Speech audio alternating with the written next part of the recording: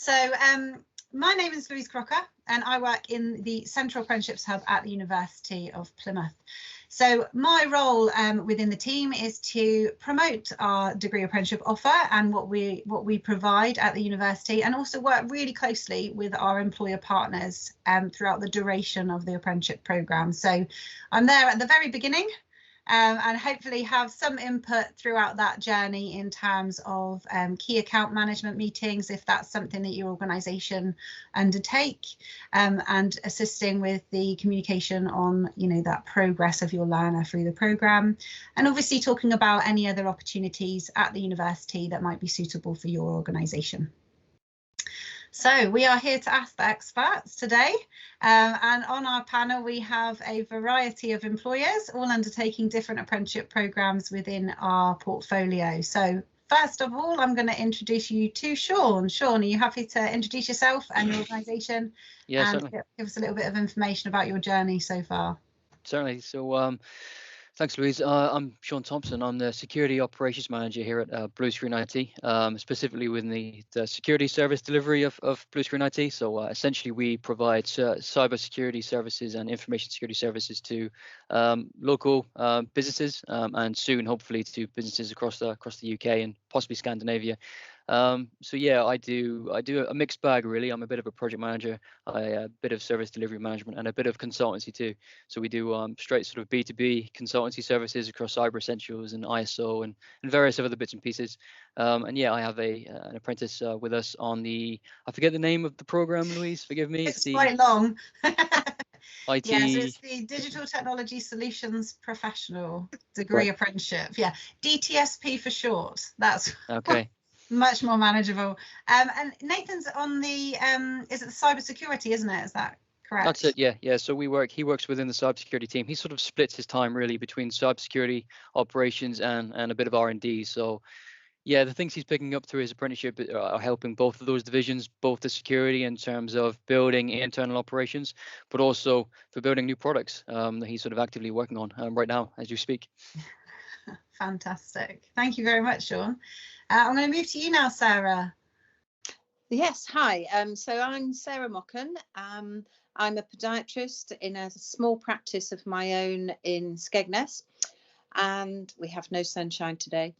But so I've been working here for 20 years, and my daughter decided she wanted to join the business. So she did a foot health practitioner course a couple of years ago and decided she wanted to do the apprenticeship. But of course, in Skegness, we're miles from any podiatry colleges. So she joined the apprenticeship scheme last year.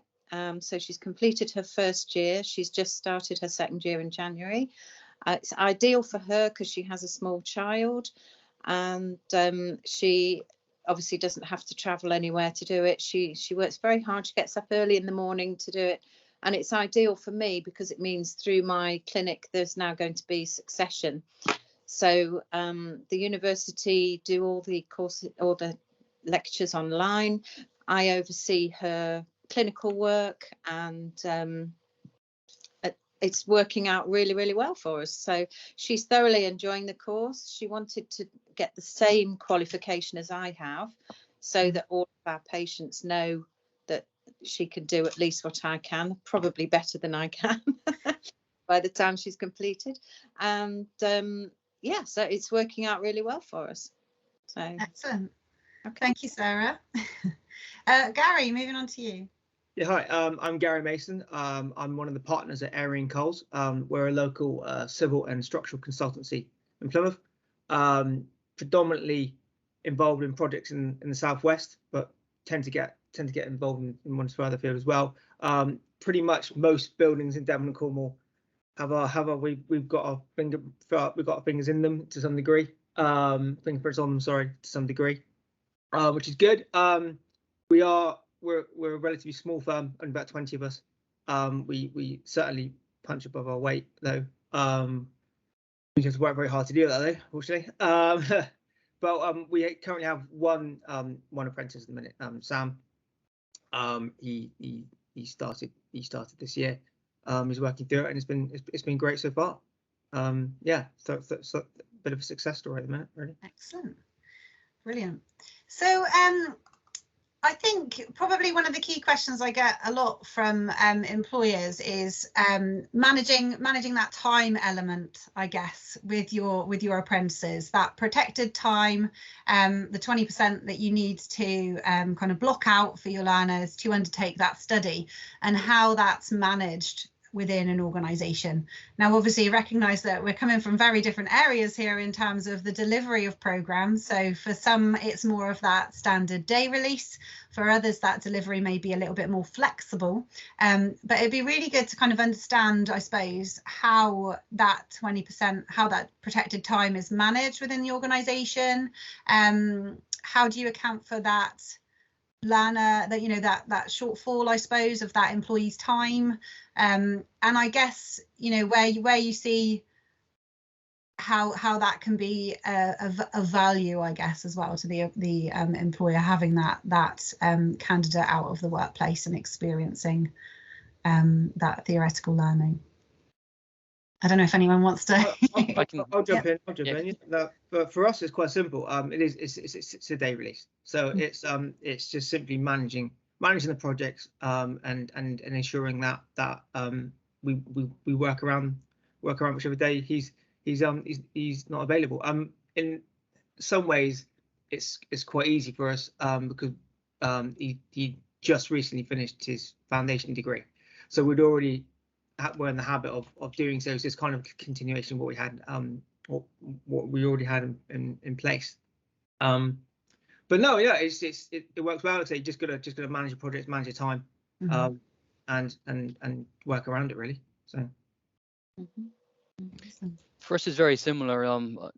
So for excuse me, so Nathan's time is split between 2 days at university. So his lectures are on a Monday and a Thursday. So we have to manage our time a bit more carefully around, you know, what projects he can be undertaking across.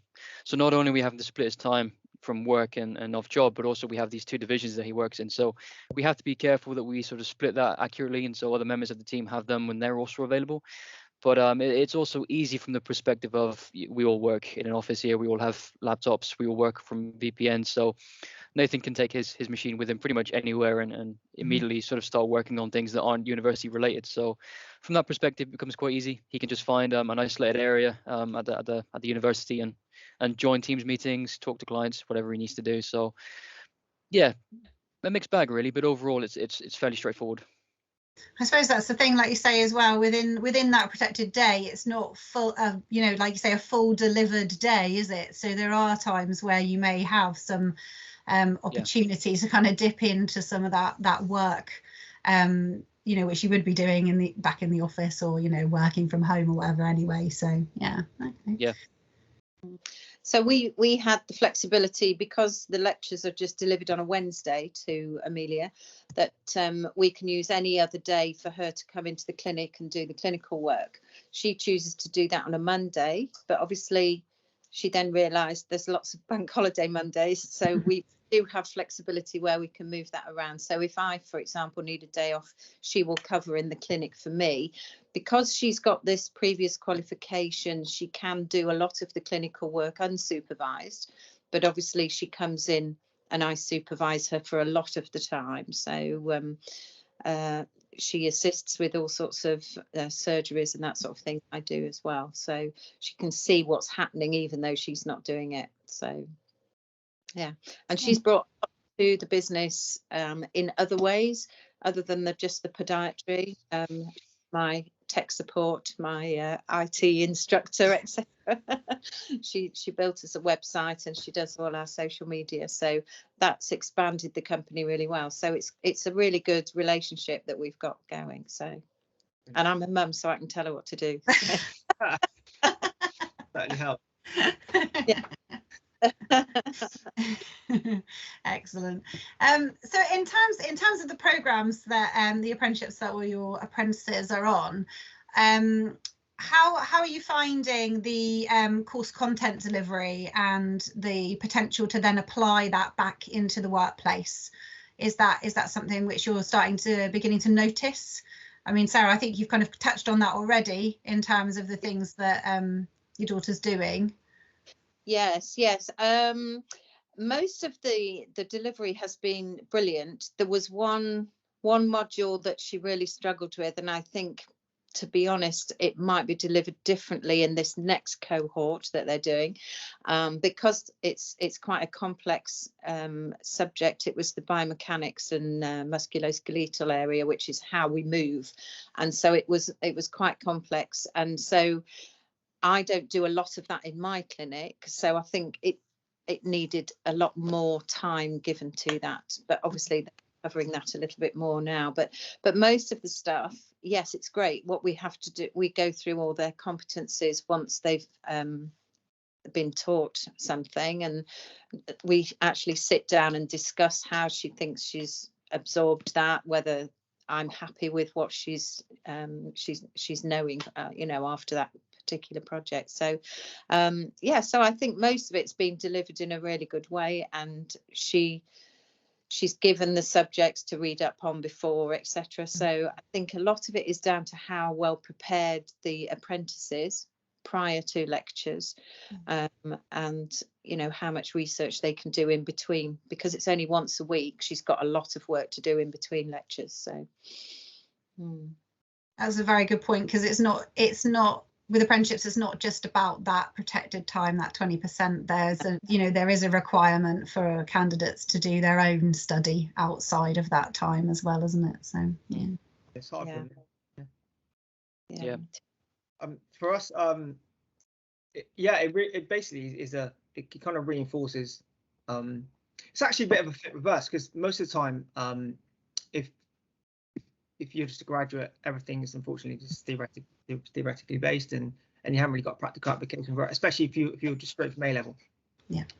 In the industry, you haven't got a clue about the industry and various terminology and whatnot. It's completely understandable. Then you finish, and then essentially you do take a bit of a backward step. You have to start again. You have all the core skills, but you haven't really got any kind of application for it. Whereas now, because Sam's sort of on the job learning, really, what this has allowed is it's kind of just reinforced and his understanding and sort of going back to sort of first principles in terms of actually understanding the calculations and design processes and whatnot.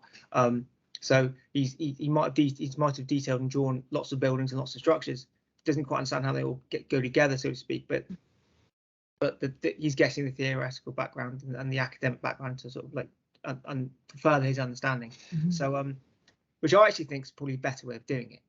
But that's a different argument for a different day. So it's great. It just, like I say, it just reinforces what he's doing, and it's going to make him a better engineer at the end of the process. So Yeah, similar story with us and Nathan, I think. So Nathan had a great coding sort of knowledge leading into the start of his uni life, as it were. So that gave him a real good boost to the modules that he had to undertake. But I think the sheer amount of coding languages that are out there. So as you mentioned, Louise, as well as taking his uni lectures, he's also studying some separate e-learning courses on various other coding languages that we use for some of the products that we develop. But I think also aside from that, not just the coding aspect, but also more of the soft skills around there. I think certainly what we've noticed is, I think thanks to the uni lectures and what Nathan's been studying, his confidence in being able to lead on projects himself. So, considering, Nathan's age and the fact he is an apprentice, the fact that he's able to lead on projects and talk to clients around these things is a great relief to the rest of the team. And just showcasing his own ability. But overall, certainly not had any complaints toward the modules themselves and the competencies that are required.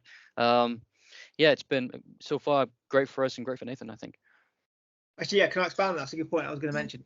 So we're predominantly civil and structural, but obviously, if you do a civil engineering degree, that's built on actually more things than we currently do. So there's more aspects in terms of hydraulics and geotechnical and various other things, which we don't necessarily get into on a day-by-day basis, but he is allowed to dip his toe into those topics.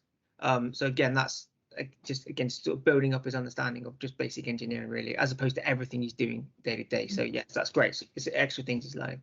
So yeah. Absolutely. No, that's really good. And it was one of my questions I was actually going to ask next. Is there anything that, you know, that has been undertaken as a result of the learning that wouldn't normally or ordinarily occur within the workplace, or you wouldn't expect your candidate, I suppose, to ordinarily do? So that's really, really good, good feedback.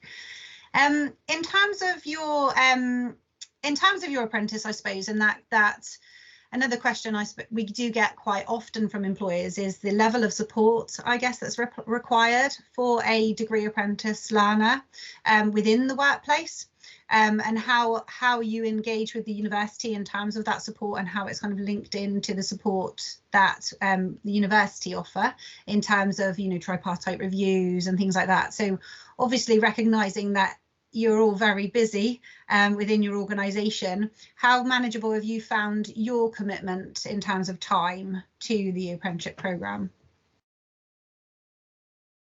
I think it's been reasonably straightforward for us. As you say, we have the tripartite reviews, which have been great, but yeah, so far everything's been really successful and really easygoing. Nathan hasn't really struggled with anything, so we've not really had too much of a cause to have those sort of regular meetings or outside of, you know, meetings outside of what would be expected. But aside from that, we've had, or Nathan has had a few direct questions and requests and information that he's needed. And whenever he's made those requests, the information has got back to us fairly quickly. So no complaints from us. It's been fairly straightforward and fairly easy to manage. Yeah, I want to echo that really. I mean, partly for us, I mean, we're quite a small company, pretty hands-on with everybody anyway. I'm actually a registered mentor with the RCE, so it's my job to mentor the young lads anyway. So so everything I'm doing with Sam, I probably would be doing anyway, which is helpful. But no, it ties in neatly with yeah, the tripartite reviews and everything we have to do with the university. So yeah, it's just been working really smoothly. Partly because everything we would do normally, but it just, yeah, it's just it all aligns, which is good. It all aligns, yeah, it's all good. Excellent. That's what we like to hear. And how about you, Sarah? Well, it's been a vastly new experience for me because I've worked on my own for 20 years. So it's been invigorating. It's given me a new enthusiasm for the job. It's made me look at my notes and my studies again.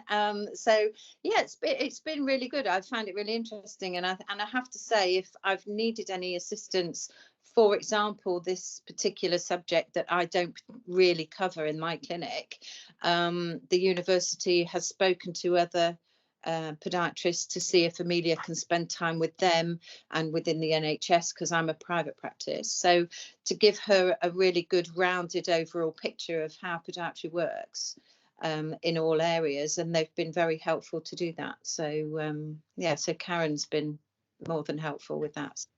So it's been good. Yeah, every time I've had any issue, because software's not really my big area of expertise. So as I say, needed a bit of a help with that, but yeah, it's always been forthcoming and there when I needed it. So it's been really good. Yeah. How are you finding like the management of the university system? I'm going to ask you about software now because you brought it up. University systems that we use, because obviously there are a couple of different systems that are utilised within the uni. Do you feel like you've got a good handle on those? You've had the support you need to kind of utilise them? I wouldn't say I've got a good handle on Aptem, no. Yeah, I blindly walk my way through it and find where I need to be eventually, yes. But I think I perhaps could have done with a little bit more instruction at the outset. But I think because I'm not using it on a daily basis, I'm maybe only using it once a week, and I'm not a software guru, then, you know, I forget how to get to where I need to be, but I get there eventually, yes. So yeah. It's been okay for us. We've used Aptum previously in the past, so yeah, it's been fairly straightforward, and we use similar bits and pieces, similar software. So yeah, reasonably straightforward for us. Yeah. Can I have your phone number, Shaun, please?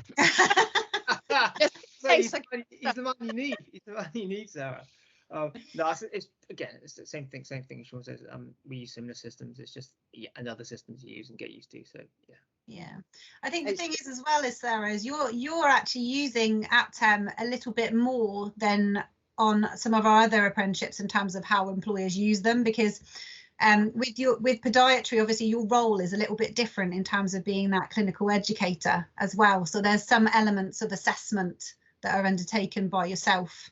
Just me. No, yeah.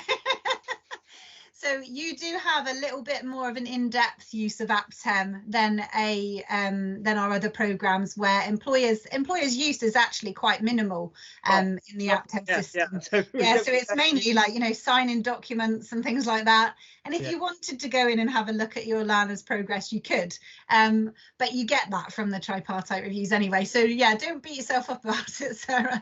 You use it a bit more in depth. So way more than us.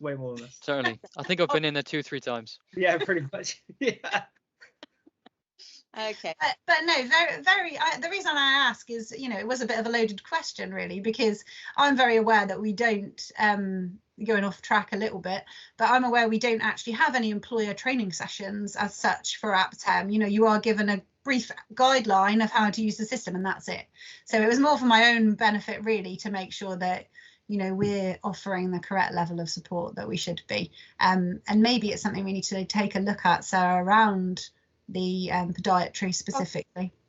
Well, I think as well, because how do I put this? Because of my age, I'm not as familiar with some of the software. I mean, I use my software systems, my database, etc. And believe it or not, I used to work for Microsoft, so I should know what I'm doing. But put in a whole new system like that, and there are various areas within AppTem that I have to access. And as I say, it did befuddle me to start with, but I'm getting used to it now. I think that's the thing, isn't it? When it's a new system and you don't use it all the time. Well, the student's interface is very different to ours, isn't it? Oh, absolutely, yes. We are hoping to roll through a snazzy employer user face very soon, because we're stuck with the old one as well, and it's not that friendly, to be fair. So I should imagine there'll be a training session when we do transfer over to the new system, so you all know where to go and where you're looking and things like that. Yeah. Lovely.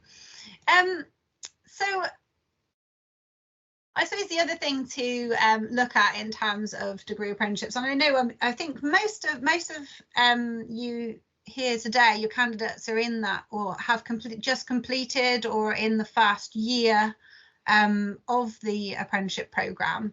So it'd be quite interesting to kind of gauge what kind of do you feel like you're already noticing benefits and added value from having your apprentice on a degree apprenticeship programme? I think so. I mean, so I mentioned earlier, you know, Nathan's ability to start leading on these projects and talk to clients and relieve the rest of the team. But also, I think we struggle internally. I don't know if it's just a cyber industry thing, but certainly we struggle with processes and certain. So we become very ingrained in the processes that we create internally and the technologies that we use, and it becomes difficult to move out of those technologies and those processes. Because Nathan's working in and around that separate peer group, you know, he's having separate conversations around separate processes and different ways of doing things, and so he can bring those different processes and different ways of doing things into our organization, and so we're getting the best of two worlds really on that front. So I think that's the biggest thing that we've noticed, or that I've noticed certainly.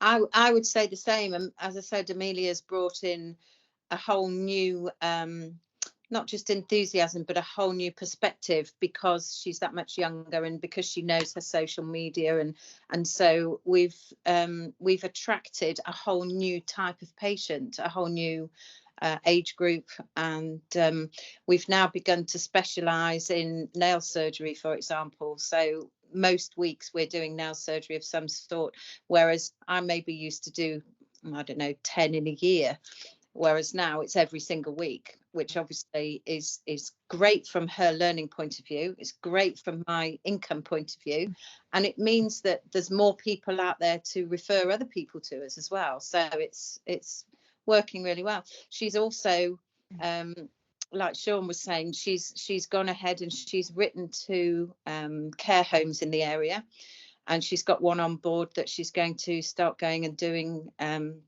home visits for all of those people. So she'll have 2 days where she sets up in a care home and does people's feet there. So that's not something I've ever had the time to do. So because she's on board, it's great that she can do that. Yeah. So it's certainly working out ideally for us. She couldn't have done this because she has a young child and we live in the Burke. So ideal. Yeah. For us, like I say, just it actually just reinforces his understanding, really. So it probably accelerates his learning process. And for us, it's to be a competent engineer takes a long time. It takes years, for like 10 years really. And it's just about gathering experience and seeing things and experiencing it. And yeah, it's just probably just speeding that process along a little bit, which is great. So. Garry. Oh, sorry, go on. Can I just ask Garry a question? So is his course a 3-year course, 4 years, or 2 years? 2 years. 3 years. So, 2 years. So essentially, he's joining the last year of the BEng, and that last year spread over 2 years. Right. Okay. I was going to ask Garry, how did you find the transition from that foundation degree into a degree apprenticeship? He's found it. From brutally honest, I was not worried. I had some concerns because he's joining a group in the 3rd year, and we have a lot of graduates in here. I'm a Plymouth graduate myself, and we all know how that is. Because you've got your groups, you've got your friends. It's a bit not cliquey, but. And the third year, it's pretty much all group work as well. So you've got to. So that's quite a difficult nut to crack. And also by the 3rd year, you've kind of whittled out the week. Sorry, but it's like it's just true. So you've got the skills. You've got the basic skills to pass that degree. So it's kind of gone from foundation, which essentially is your stepping stone straight into the bear pit. So I had my concerns. I sort of drilled into him. Look, this is what's going to be expected, And again, he's got loads of support because there's a couple of recent graduates in here. But he's done really well. And I wasn't worried about him not being able to. I was worried about just the environment and the transition. Yeah. But he's dedicated and he's committed and he's smashing it. So I was a little bit concerned, but now he's doing really well. Bless him. It's great. I mean, in terms of programs, I think it probably affects the DTSP and the civil more, because your programs essentially are part of them are delivered obviously alongside our full-time students as well.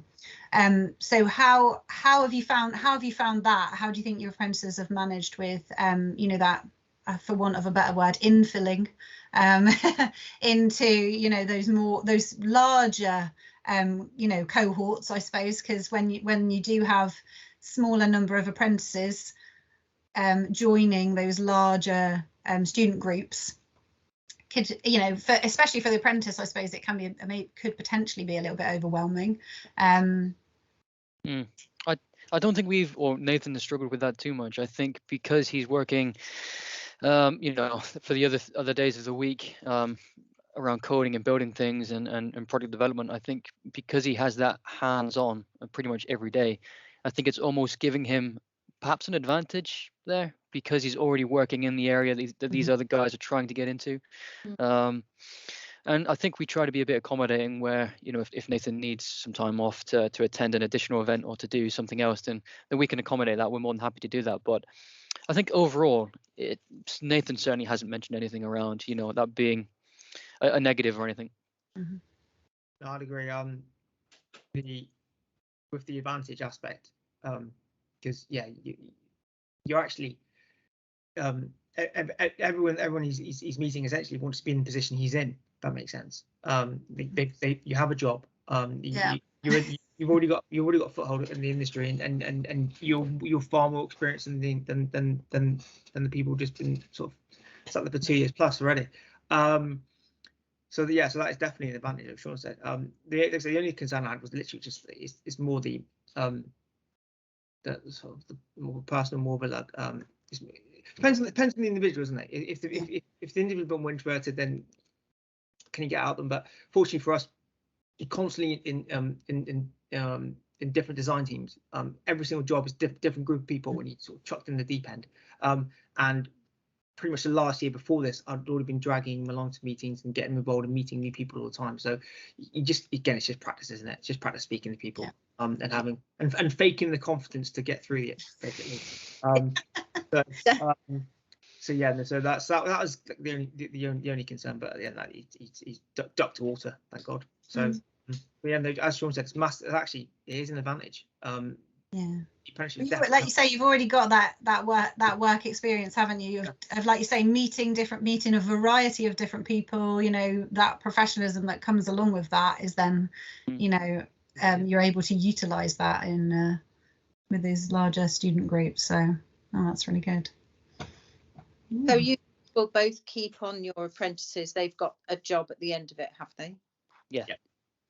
For us, it was weird because Sam was already employed with us. He just finished his foundation degree, and in the past, this apprenticeship wasn't available. So for them to, right. So I'll take a step back. So we employ a variety of people. Some people who are academically qualified, who basically are new to the industry because we like the people, and they'll get the become part of the family type thing. And at that point, we sort of start from scratch, train them up. But in the past, it kind of ended at foundation level because this wasn't around from an academic point of view, anyway. But then so Sam finished his foundation degree, and then this became available, and it was like perfect, absolutely perfect. And he can carry on, and he can actually at the end of it, he's going to become an incorporated engineer, which is only sort of one step away from being chartered. So it's crazy. It's brilliant. So yeah, so fortunately for us, that we'd already had Sam. He was already employed. He wasn't going to go anywhere. But this just allowed us to sort of further his training, his commitment to the industry, our commitment to him. Brilliant, really.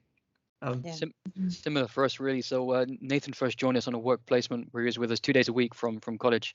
It was pretty apparent to us fairly early on that we wanted to keep Nathan on. And of course, Nathan wanted to get a degree under his belt, but we wanted to keep him on. So the apprenticeship suited both of us really well, and gave us the opportunity to keep him. So yeah, it worked out really well for us, and for Nathan, hopefully. Yeah, same for Amelia. We'd been waiting for the opportunity to get her onto an apprenticeship, and we'd inquired 2 or 3 years ago.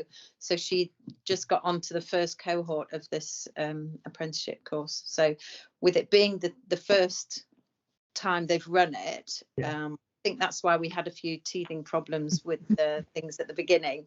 But it's run really, really well, and they started another cohort in September, didn't they? So yeah.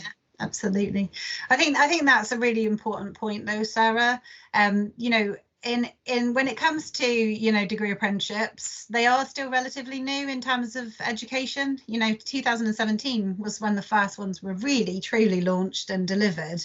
So we're all still kind of learning. We're all on a bit of a journey still, especially when you have new programs that launch. You know, every element of that apprenticeship journey is a new experience. You know, we have some programs which have already we've had achievements on, they've gone through endpoint assessment, so we fully understand those programs now, you know, and we can, you know, tailor and improve on those elements.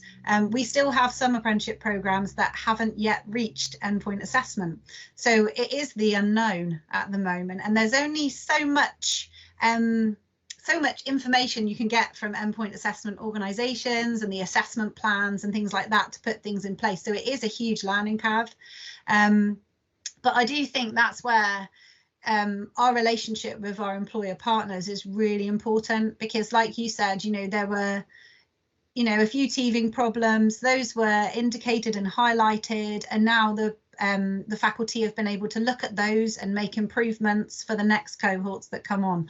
And I think that's the really key thing, is, you know, the university working with our employers, looking at where those, maybe there are modules which aren't, you know, as relevant, and what additional support we need to put in place for those. And it does just, you know, it helps us to grow a much more well-rounded apprenticeship program, you know, that as employers you get, you know, what you expect from, and what your, you know, it meets your training requirements as well. So I think that's a really important message, Sarah. Yeah. So in terms of looking forward for the future, I mean, obviously we've all, you know, you've all confirmed that your apprentices, you know, will be obviously staying on with you. In terms of their further career progression or new apprentices that might come into the system, do you think that's a possibility for your organisations? Do you think that's something that you'll be looking to, maybe once they've got their apprenticeships under their belt? Quite possibly, yeah. Nathan's only just begun on his, so we have another 3 years left, I think, on Nathan's particular program. But certainly, yeah. Once Nathan's finished, I think that's certainly something we would be happy to look at. I think it's something we'll use again. I mean, we don't have a high turnover of staff, and we're only a big. So it's not like, okay, Sam's finished, we'll get another apprentice in, because there won't be space really. But it's absolutely something we'll use again. As part of the training tool for people who are new to the industry. Absolutely, it's been perfect. Yeah. For me, I probably won't, because higher. But it might be something that Amelia would do, because obviously, as I say, she's got a baby. She probably will have more. So with a young family in a job like this, you do need support. You need someone to be there, you know, to cover. So it might be something that she possibly would look at doing, because she is very enthusiastic about academia, and she does like to keep on top of things and to study and that sort of thing. So I think, yeah, because we've had a good experience with it, it might be something that she would look at doing and expanding the business. As I say, it wasn't available in my earlier years, otherwise I would have done it previously. I've mentored other podiatrists who've had time out and needed to come back and do their hours. So I have done some mentoring before, but this is it's a different kettle of fish altogether, and you end up with somebody who knows all their stuff but works the way that you would like them to work and fits into your practice well. So that's absolutely key. Yeah. Yeah. That's a massive point there, because you get to mold as they're learning. You get to mold them. Exactly. In the way that sort of not suits you, but suits your business and suits your practice and suits your processes, like Shaun said earlier. Yeah, that's a massive point, Sarah. That is a good plus. It's a great. You see, I can retire now. I've made that good point. Yeah. No, that's excellent. And the thing that's so beautiful about apprenticeships as well is they are constantly evolving. So, you know, there are so many new standards that come out all the time at different levels. And I mean, the university, we're really heavily looking at our level 7 offer at the moment. You know, we do have certain touch points in each faculty at level 7, but that is certainly an area that we are looking at specifically within science and engineering, actually, as well. So digital and both the civil engineering level 7 offer. And I think also it's about looking at the flexibility of our current offer as well. So, for example, ways that learners can, you know, use recognised prior learning to come in part way through a programme. So like for a programme such as the DTS, Shaun, you know, 4 years is an awful long time. Is there the opportunity to come in part way through with some, you know, previous qualifications or even previous experience? You know, if it's an existing member of staff that's been in a role for a certain amount of time, they already have substantive knowledge there, which we should be recognising. You know, and funnily enough, on the flip turn of that, some of our programs that are offered as fast tracks, should we be providing the lower, you know, the first 2 years of a qualification, and having, again, those opportunities to kind of springboard it in at different points. So I think for employers, you know, in terms of apprenticeships, the world is your oyster as well. You have so many different training providers on your doorstep. And again, you know, not all delivering through day release, some are online learning. So, you know, the ball is really in your court in terms of, you know, finding that training provider that is best suited to you, your apprentice, their delivery models, all of those sorts of things. So it's quite an exciting time, I think, at the moment in terms of apprenticeships. So, Definitely. I think so, and I do think from a point of view of the children who are coming through schools and leaving schools at 18. My daughter's nearly 17, so she's in the sixth form doing A-levels. She doesn't want to go to university. She wants to find an apprenticeship and learn on the job because she doesn't want that huge debt. And let's face it, the last 2 years, they've not had the fun that you're supposed to have at university because they haven't been able to socialize, they haven't been there. You know, it certainly has put her on a different course, if you like, within her career. So that's what she's looking at, doing an apprenticeship. So in touch, guys. Yeah, definitely. No, and I think, like you say, it's in a meeting I was just in, actually, our manager mentioned that the interest through UCAS applications for degree apprenticeships has almost tripled for this year. So that in itself shows you the interest that's actually coming through from the you know, the younger population, which is excellent. So now we just need to start you know, utilising our degree apprenticeships for through recruitment as well, I guess, because that's the thing, I suppose, that we haven't seen as much, you know, being quite new in terms of education. It does tend to be existing members of staff that come on to degree apprenticeship programmes. Aside from in the health area, they do tend to recruit to apprenticeship programs. I think it's the drive that's there at the moment as well. But that is something, I suppose, that as a university we need to be looking at, is supporting our employers to actually look at it as a recruitment platform as well. Yeah. And the other thing, our industry, is that podiatry is actually really expensive to run. University's point of view, you know, with all the padding, the strapping, all the equipment that you need. So if you've got an apprentice out there, then you're providing the lectures, but you're not having all that other expense.